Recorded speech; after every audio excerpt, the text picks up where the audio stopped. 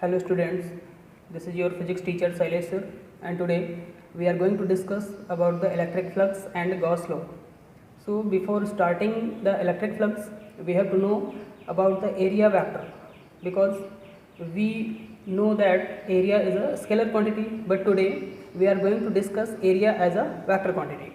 So if we consider area is a vector quantity, then the direction of that area must be specified. So the direction of area will be always perpendicular to the plane. So we consider this is a square of side A, okay, then the area of this square is A square. Now if we represent this area as a area vector, so there will be a direction, so the direction of this area will be perpendicular to the plane or perpendicular to the surface. So this is the direction of area vector, and the direction is represented by n cap. So if we represent area as a vector quantity, then A vector equals to A square n cap. This is the area vector where n cap represents the direction of area vector. If we consider a plane, this is in x-axis, y-axis and z-axis, and a plane of area A is lying in yz plane. This is a surface which is lying on yz plane. Then the direction of this area vector is in x-axis. So this is the A vector, and the A vector can be represented as magnitude of A into direction, that is I cap, because the direction of area vector is in x-axis. If this surface lies in xz plane, then the direction of area vector will be in y direction. So we can write A vector equals to A j cap, and similarly. So for two-dimensional object, the direction of area vector must be outward or inward. Both conditions will be possible. But for three-dimensional object, suppose this is a cube of side A, and this cube is lying in this is y-axis, this is x-axis, and this is z-axis. So the area vector for this surface is only in outward direction, and area vector for in this surface is only in this direction. We cannot take the area vector for this surface in inward direction, okay. So for three-dimensional object, the area vector will be always in outward direction, but for two-dimensional object, area vector may be inward or outward. Both directions may be possible, but 3D only outward direction must be taken. So this is the area vector. Now we are going to discuss plane angle. This is a supplementary quantity, and another supplementary quantity is solid angle, and we have to use these two quantities in the derivation of Gauss law. So we have to study these two supplementary quantities. Now first is plane angle. So the angle made by two intersecting lines at the point of intersection is called plane angle, or we can say the angle made by any arc of the circle at its center is called plane angle. The angle made by the arc at its center is called plane angle. So if we consider this is a point O, and this is A and B. AB is arc, so the angle made by this arc AB at its center is called angle. So we can write angle equals to arc upon radius. So angle represented by theta, so theta equals to arc AB divided by radius r. So for complete circle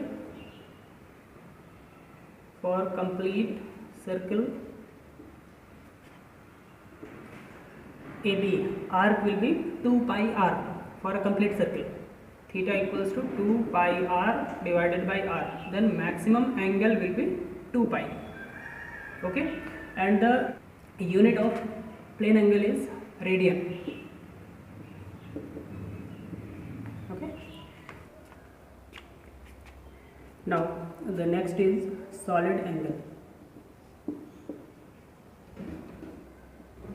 So the angle subtended by the surface of solid sphere at its center is called solid angle, or we can say the three-dimensional angle subtended by any surface at any point is called solid angle.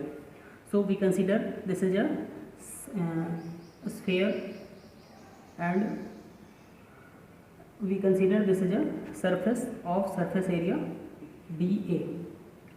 So the angle subtended by this surface area at its center is called solid angle. So this angle, this three-dimensional angle subtended by this surface is called solid angle, and it is represented by omega. So solid angle omega equals to, as angle equals to arc upon radius, then similarly solid angle equals to surface area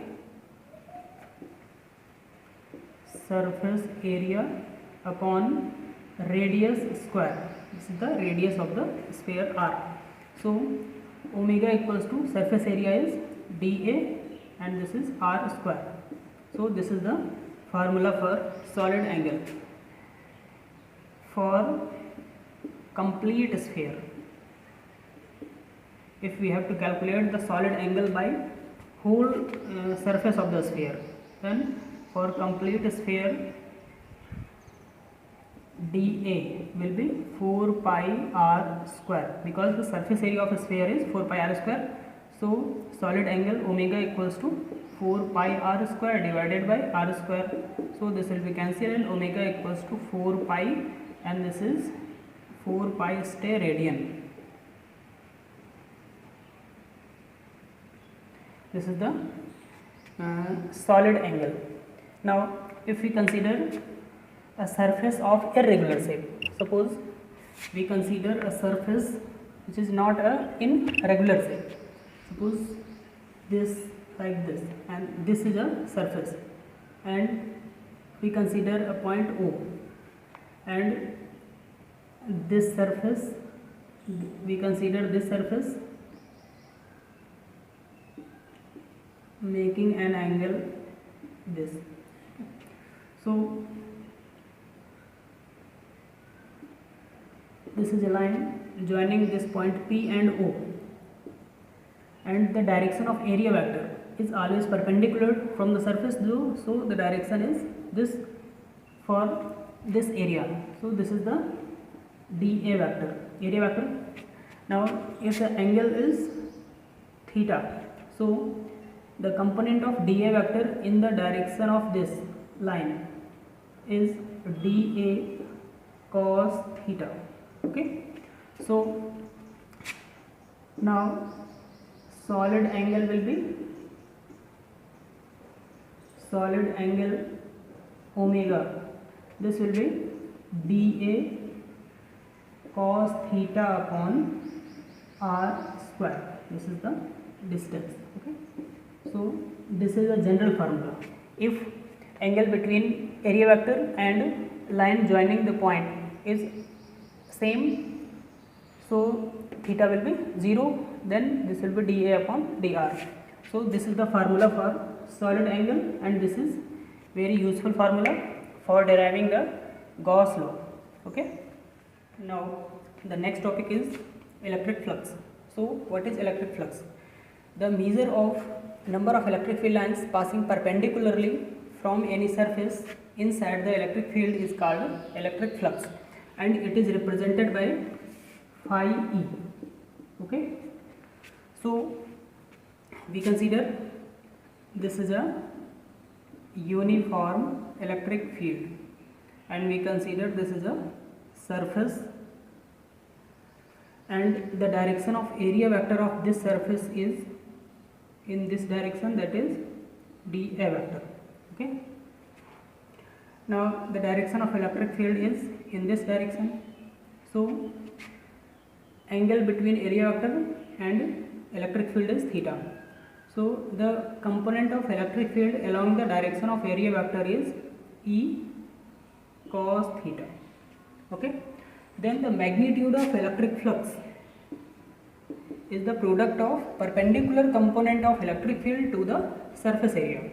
So the component along the direction of surface area, this is E cos theta into the magnitude of surface area, this is dA. So we can write phi E equals to E dA cos theta. Okay, so this is in the form of AB cos theta, and the value of AB cos theta is A vector dot B vector. So we can write phi E equals to E vector dot dA vector. This is the formula of electric flux.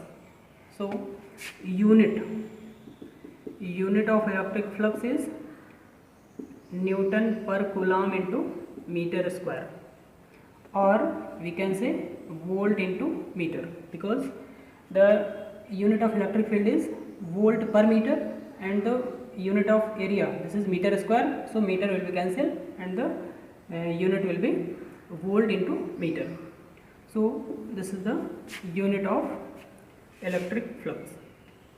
For a non-uniform electric field, if we consider there is a non-uniform electric field, and we consider this surface, and this surface is made by very small elements that are the small areas dA vector. Okay, and the electric field is in this direction, that is E vector, and making an angle theta. So for this we can write d phi E equals to E vector dot dA vector. Now if we have to calculate the total electric flux passing through this whole surface, then this will be surface integration of this surface, this is E vector dot dA vector. So this is the formula for non-uniform electric field. When electric field is non-uniform, then we apply this formula. This is the surface integration of electric field. Okay. Now the next topic is Gauss law. This is a very important topic and very interesting topic. So what is Gauss law? According to this law, total electric flux passing through any closed Gaussian surface is 1 upon epsilon naught times of the total charge enclosed by that surface. Means if we consider this is a closed Gaussian surface. Now we have to know about the Gaussian surface. So Gaussian surface is an imaginary surface which is drawn by us inside the electric field. Okay. So this is a closed Gaussian surface and a small charge q is placed inside the this Gaussian surface. So total electric flux passing through this Gaussian surface, that is represented by phi E. So total electric flux passing through this closed Gaussian surface is 1 upon epsilon naught times of the total charge enclosed by that surface. Means this is 1 upon epsilon naught times of the q which is enclosed by the surface. Okay. So this is the statement of the Gauss law. Now we are going to derive the formula for Gauss theorem. Okay. So we consider a non-uniform Gaussian surface, and this is a point O, and we consider this is a Gaussian surface. Okay, this is a surface, a small surface of area dA. So the direction of area vector is this, and the direction of electric field due to charge Q which is situated at point O, this is in this direction E vector. So this is the angle theta. Now we have to calculate total electric flux passing through this whole surface. We consider this is a point P. Okay, now total electric flux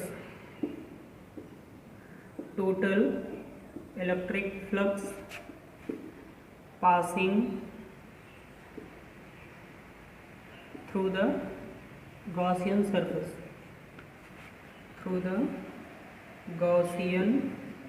surface,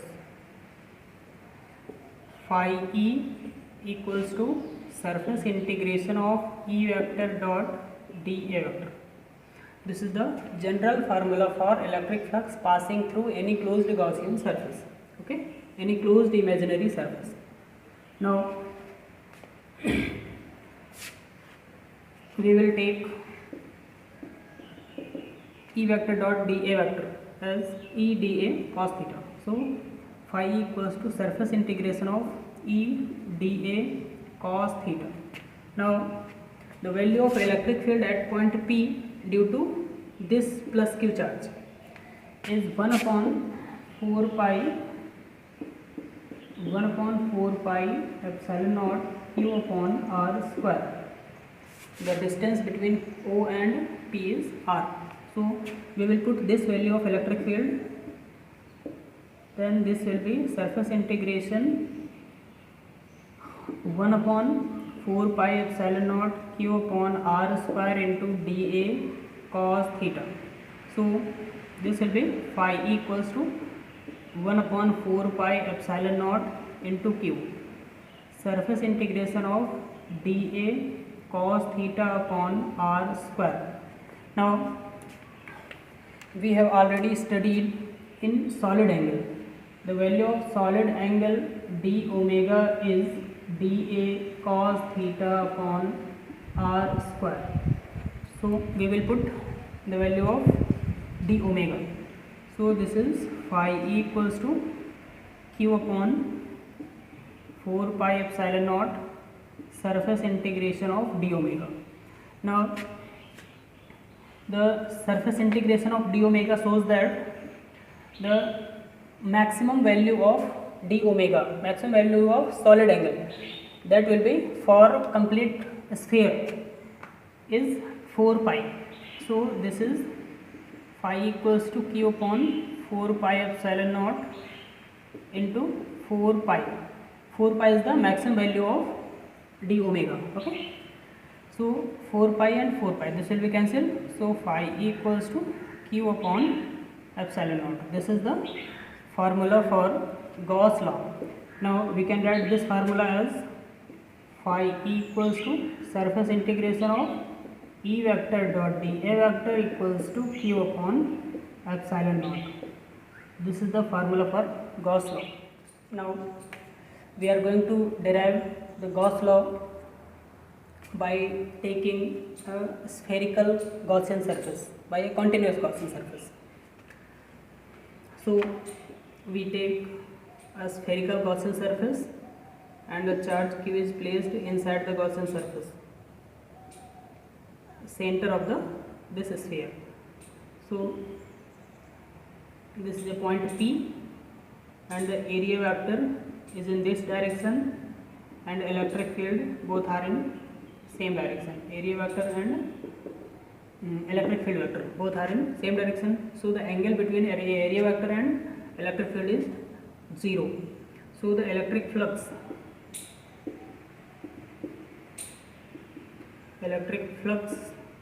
phi equals to d phi equals to, this is E dA cos theta. This is the formula for electric flux. So the angle between E vector and dA vector is 0. So we can write d phi E equals to E dA cos 0, and the value of cos 0 is 1. So d phi E equals to E into dA. Now net electric flux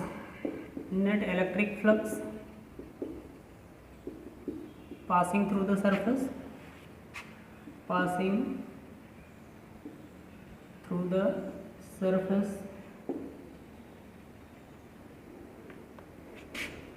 net electric flux passing through the whole surface.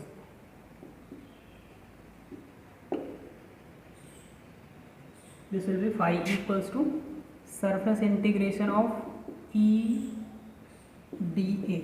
Okay.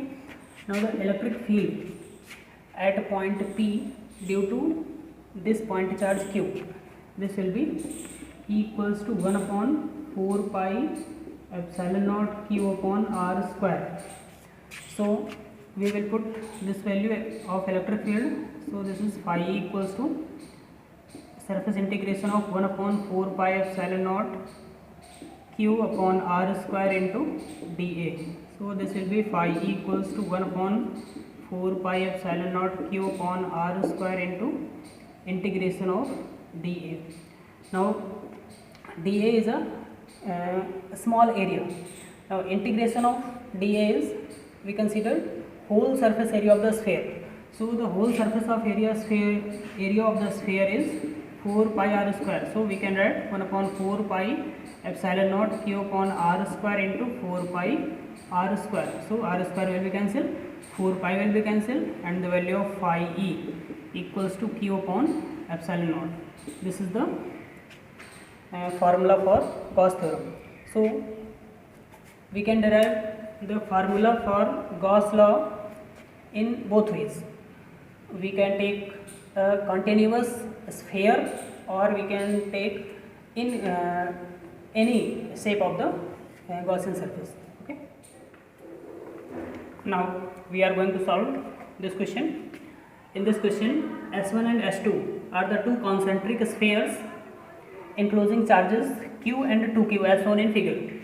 Here Q is situated at center of S1 and 2Q is situated here. This is the point P where 2Q charge is situated outside from the S1. Now we have to calculate the ratio of electric flux passing through S1 and S2. So S1 is this sphere, spherical surface, and S2 is this spherical surface. So electric flux passing through S1, electric flux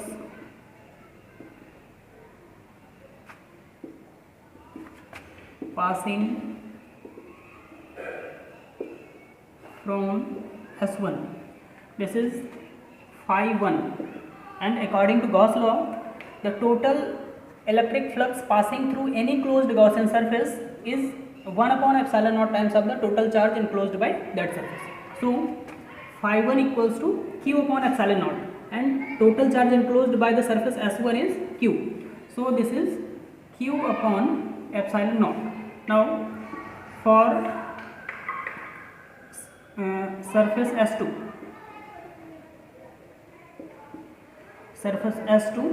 this will be phi 2, and we will apply also Gauss law.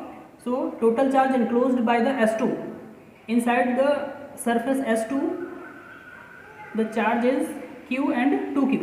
So this will be Q plus 2Q upon epsilon naught, then this will be 3Q upon epsilon naught. This is equation 1 and this is equation 2. Now we have to calculate the ratio of electric flux passing through S1 and S2. So we will divide equation 1 by 2. So this will be phi 1 upon phi 2 equals to Q upon epsilon naught upon 3Q upon epsilon naught. Then epsilon naught and Q, this will be cancelled, and phi 1 upon phi 2 equals to 1 by 3. So the ratio of electric flux passing through the surface S1 and S2 is 1:3. This is the final answer of this question. Now we are going to solve this question In this question, there is an electric field 5 into 10 to the power 3 I cap, where I cap shows that the direction of electric field is in x-axis.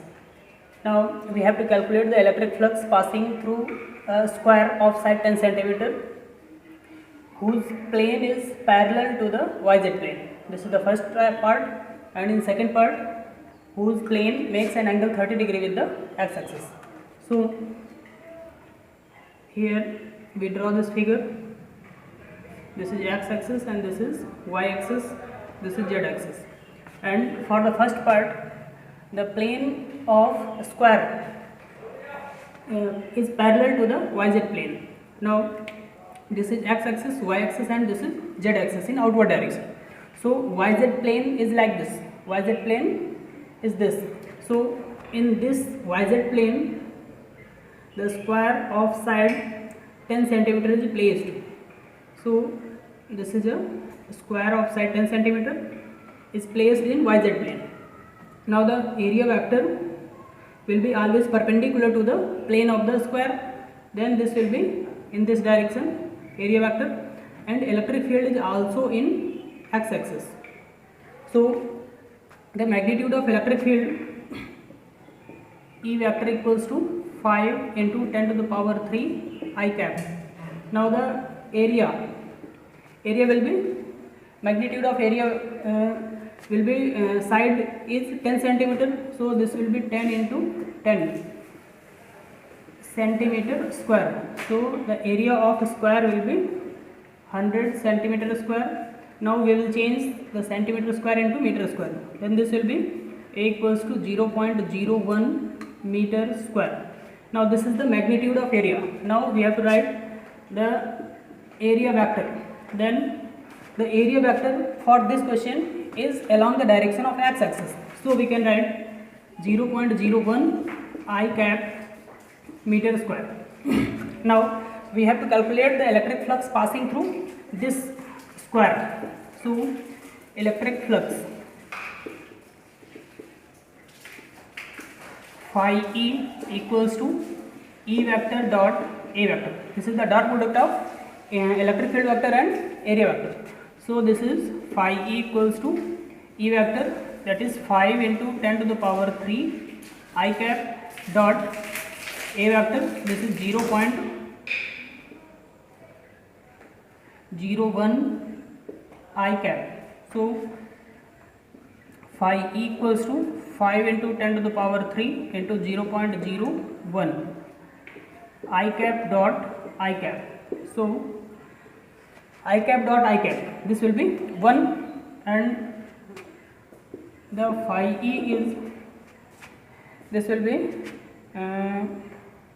50 Newton meter square per coulomb.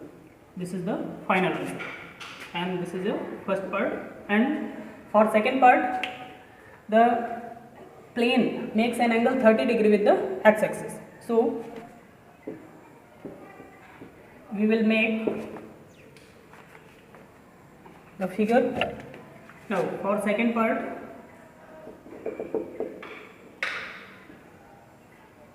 the plane of square makes an angle 30 degree with the x-axis. Now we consider this is a plane, okay. So this plane makes an angle 30 degree with the x-axis, and the direction of electric field is in along x-axis. Now the area vector of this plane, this will be in this direction, always perpendicular to the plane. So this is the direction of area vector.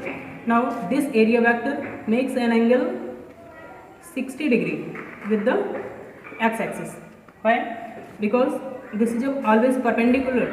So this angle is 90 degree and this is 30 degree. So this will be 60 and this is also 60.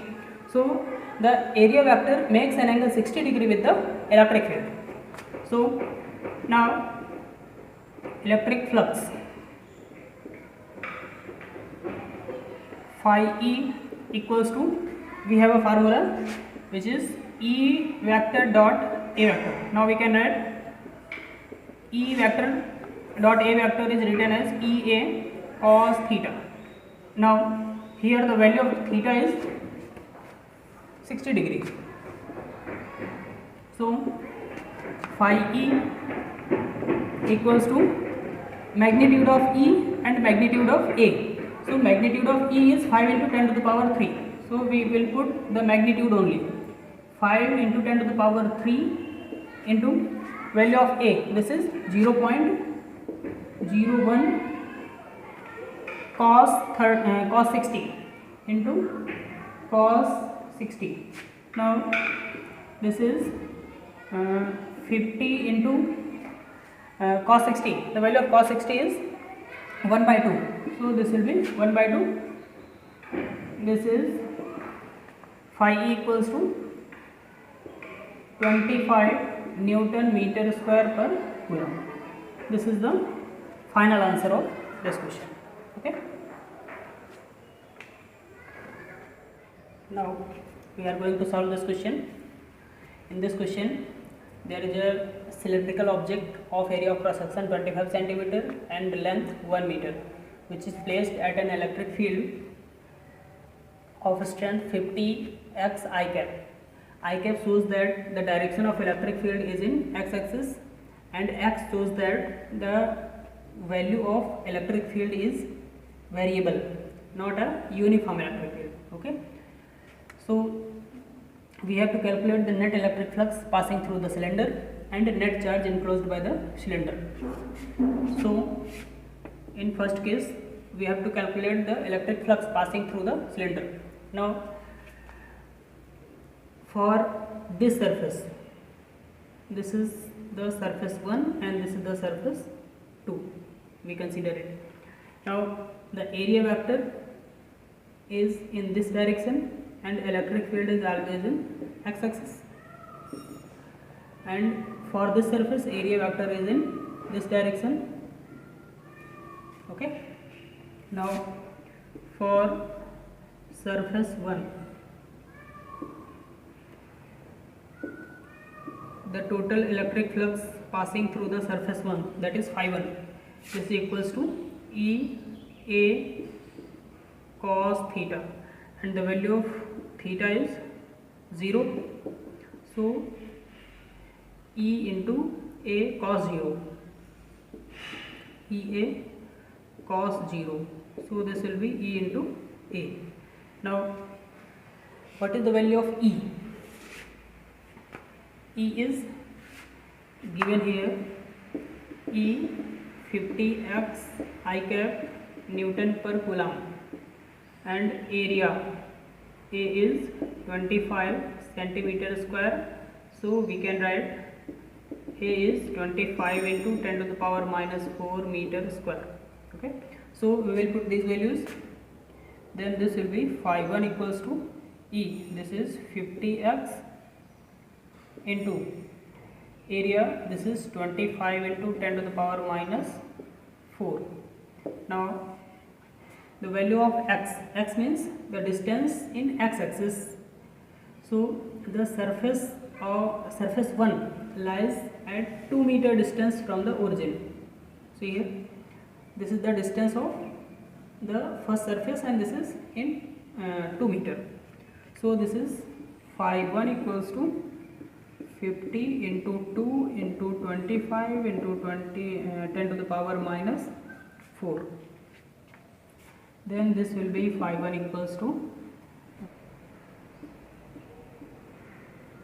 2500 into 10 to the power minus 4 Newton meter square per coulomb. Now for the second surface,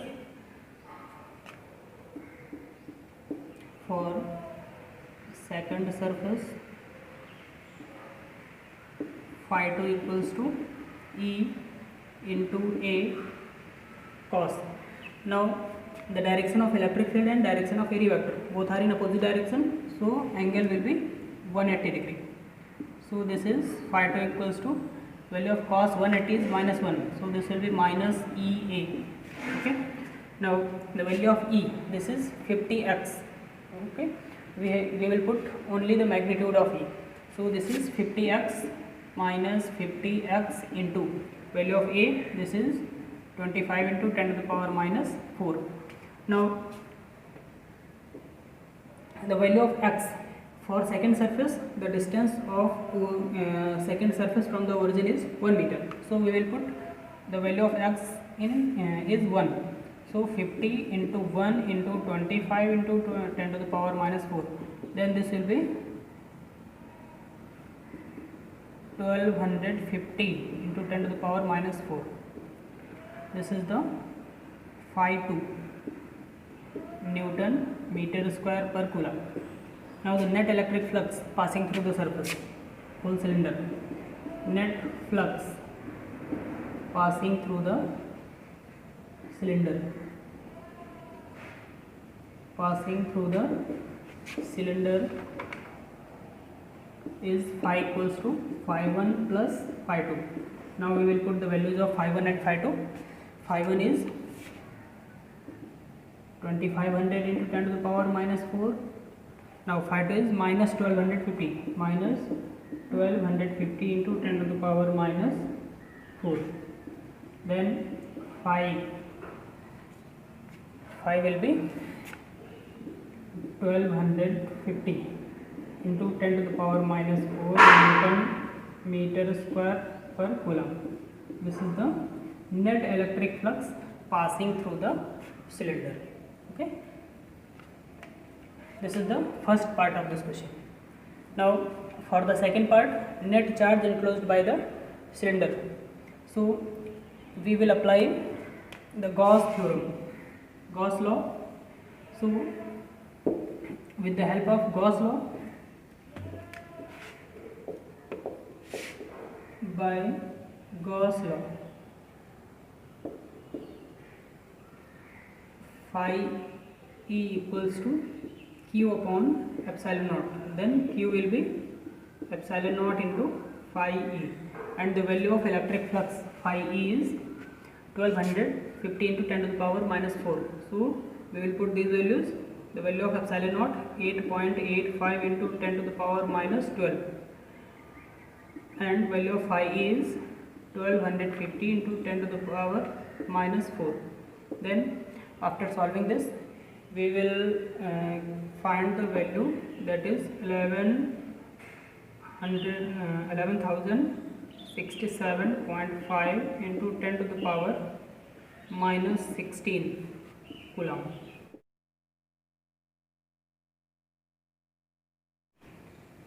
This is the final answer of this question. So this is sufficient for today, and in the next video we will discuss about the applications of Gauss law. So all the best to all of you.